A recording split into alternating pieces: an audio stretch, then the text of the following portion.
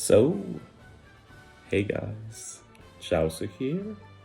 So yeah, let's talk Kizuna Clash because I've been going pretty hard. And as you can see, soon I am rank 4. So this is my second best ever placing. I finished first once before. And yeah, I think I'm finishing around 4th as well. I could continue playing since I have exactly 100 Kizuna potions, but I want to save them for Wall Cruise, which in the end is the thing I care the most about, and this is just a filler Kizuna in the end. But I used it as an experiment, because if it still works for World Cruise, which we should get with Global Anniversary in 2 months, I also want to try and do the 3-star strat, which I did this time, and I've done 700 runs. When I wake up yesterday, I was at level 400, so I actually did 300 runs yesterday. And yeah, I feel good about it, like as if you think of it as like an athlete, like I was able to do it. But of course I could have spent my day doing something better, but yeah, that's my last big farm day from now on. I'm back to reality and focusing on making content instead. But yeah, before I show the teams I've been using, let's go to the ranking and talk about that. It's not really ended yet. Alliance-wise, I've been in the Revolutionary Army 4, which is mostly Indonesian players. They are a good bunch. It's only been me and one other doing the 3-star strat. Above us, we have Aid and Assault Force fighting it out for 3rd place. If Assault Force misses 3rd place, I think that's their lowest placement ever. Then, fighting for 1st, we have the Stump Grand Fleet and the Revolutionary Army 1. And it looks like the Stump Grand Fleet has this. They were behind for a long time and they're trending upwards, and the TRA guys have no more potions, so they're kinda screwed, which I sympathize with. I won the Kizuna with them before. They're a good bunch. I will just point out the obvious fact that if I was in TRA 1 instead of TRA 4, we'd easily won. But yeah, it's not me who decided what alliance I am in, so there's nothing I can do about that. It is what it is. Moving on, personal.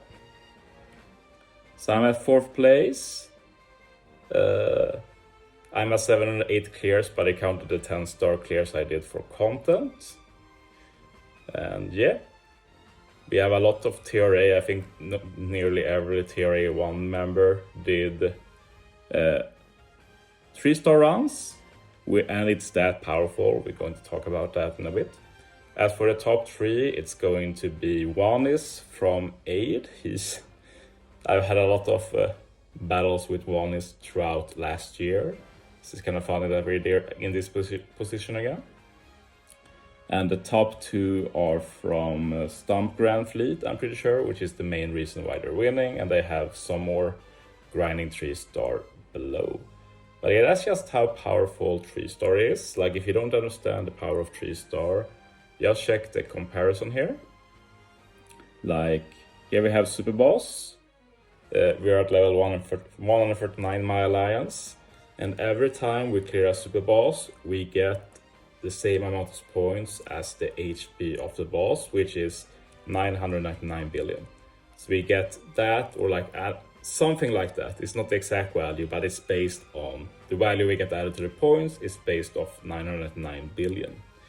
Every time I clear a 3-star boss, we get the same value added, some value of 999 billion. So basically, you hit 999 billion at level 357, which means I basically done 343 Super Boss runs by myself. That's the value of it. Which, if you think about it like that, you will understand kind of how crazy the 3-star strat is. It's the optimal way to play. The main issue is to get full value, you need to spend quite a bit of potions. The math guys have said that if you're willing to spend at least 20 potions, 3-star is more valuable than 10-star. But that's what they've said, not me. Anyway, I think that's a good explanation. So yeah, if you ever want to go hard in a Kizuna, this is the way to go. It has more benefits than that though, which we'll talk when we play it through. So the quick and strength teams I've been using, I don't know who made them originally, I should have checked that. But I think it was LS from TRA1 who posted some variant of them. And then I changed them a bit. But yeah, what I like about the first two teams is that they're basically the same. I do the exact same thing. Obviously I saw that Stump posted a one team for all that the Stump Grand Fleet uses, which is pretty cool. I'll check it out before next Kizuna Super Boss, which is probably World Cruise. And like if I'm going to go hard there, like it's a good team to have in the back pocket, I guess. And we can always see if it can be improved as well.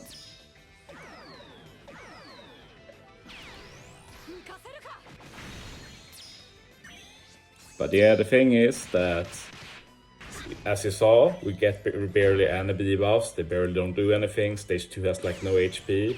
Another cool thing is that everybody gets seed reduction, everybody get the swap max, versus effect max, everything is maxed.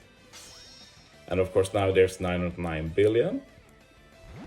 But with the units we get in 2024, doing 909 billion is not that hard. Like you've seen against Super Boss, even without conditionals, we can do like over 500 billion easily. So yeah, the damage is getting insane with all the buffs we can stack. And you will also see that I'm not even doing the most possible damage. Like I don't even try and set up for Law's super type buff he can get. I don't even use Yamato's EX to get some extra final tap buff and the Dex super type. And that's mostly because I don't need that damage, like I comfortably overkill. So I settled to do exactly what I do in this run every run.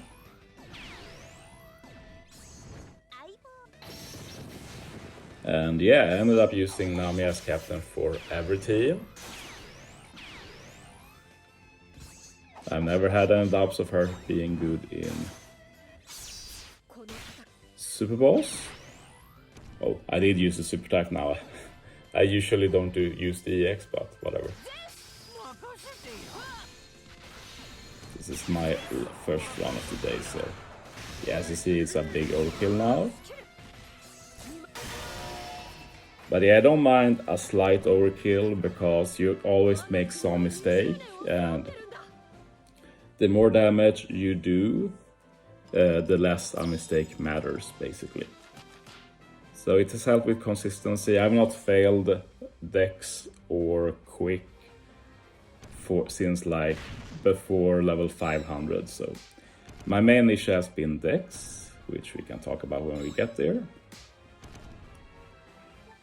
But yeah, the strength team is basically the same. Law is just replaced for Roger Odin, so basically also an attack booster, just another color, also boosted. So my team building has focused a lot on what is boosted. And I just changed color on Yamato to Dex here. It's been a lot easier for me due to having all of the New Year Legends max, especially Yamato, so I can just pick my own Yamato every time. Does save quite a bit of time.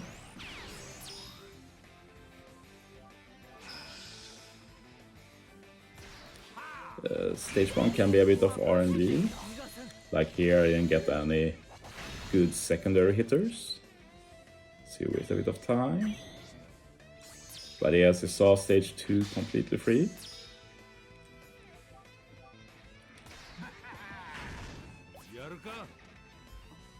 But yeah, during this one, since it's the same, we can talk a bit about 3-star in general. I will say that final stage of 3-star is what I think that Super Boss should be like. Not a lot of debuffs, it's just focused on damage. The main reason I don't think it is like that is because it will be too easy for people to get 999 billion. We have so many options. So I think they're trying to limit us in that way, but despite that, I think people will enjoy playing super bosses like I play 3-star, like you just do a ton of damage, you don't have to think too much. Like, I like having to think, but the fact is, most PvE content in OPTC requires a lot of thinking, and super bosses does as well. Personally, I'm very good at the kind of puzzle solving when you figure out how to handle debuffs and such, and still do enough of damage, but I'm actually not the best when it comes to team building just to maximize damage. So that's also a quality that I know quite a few people are good at. So it's a shame they can't use that skill properly, so I wouldn't mind if Super Boss kit became more like 3-star. I also think 3-star is pretty unhealthy since, as you've seen, 3-star is by far the superior strat, which is just dumb. Let's face it, it's super dumb that 3-star difficulty is optimal, and if you want to win events from now on as a team or as an individual, if you don't use 3-star, you don't have a chance. So we'll see what Bandai does about it. It's either one of those things where they take action right away, or it's one of those things where they just close their eyes and ignore it, which is a very Bandai thing to do as well, so I have no idea. 3-star has been, or strength has been, the bane of my existence. My team consistently does over 999 billion if I get a 1.2 times stat boost. And I've set it up so I should get a permanent 1.2 times stat boost when I enter. Check this screen. This Kizuna support screen. I get a 1.3 times here. I should not get below 1.2 times. But I've been having a bug. I will post a video about it on YouTube Shorts later. It's been super frustrating. There is an RNG chance that I don't get any stat boost at all. I get 0 times stat boost. And suddenly, instead of doing consistently 909 billion, I just barely do over 900 billion.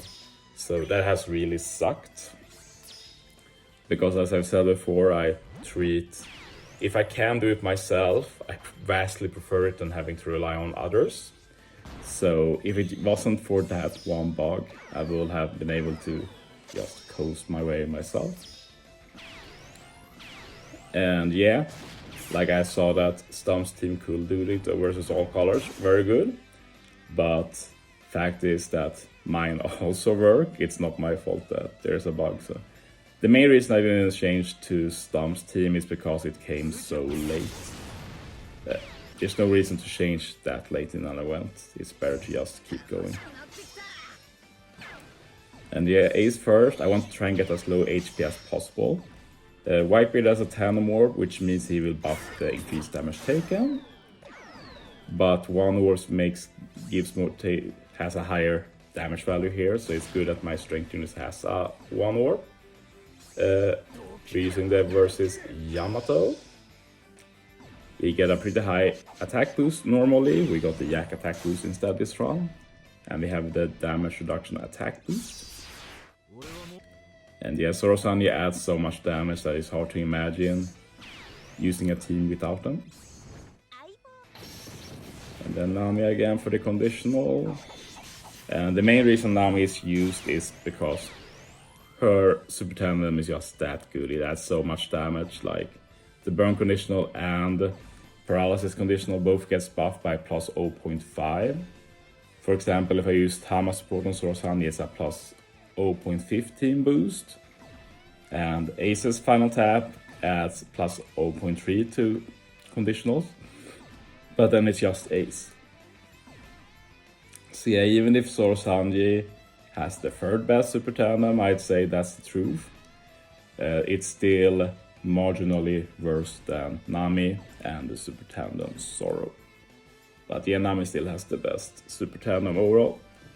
Okay, let's get this kill. So we're going to actually kill with Ace Final Tap. Ace Final Tap basically gives a base attack boost based on HP. So if you're close to 1 HP, it's a plus 3000 base attack boost. So that's quite substantial. And yeah, I did more damage than usual now due to the yak buff. But yeah, I usually do like 1.05 billion or something. So it's a close kill, but it's a kill. So I've enjoyed trying 3-star, but honestly, I don't think it's that fun personally. And I'm not one of those who thinks Super Boss is a lot of fun either, but that's just me. So my plan basically is I'm going to use the natural stamina I left to do rounds. I won't be able to challenge for top 3, which is a shame, but we'll take it. I won before, as said. And then I'll save my potions, and together with the potions I will buy, I will be at around 150 potions. And for this Kizuna, I've not even used 100 potions, so with 150 potions I can easily get to level 999 and just continue from there. But that's a story for another time. We'll see if we even get World Cruise this year. I'm crossing my fingers. But yeah, thanks for watching, guys. See you next time.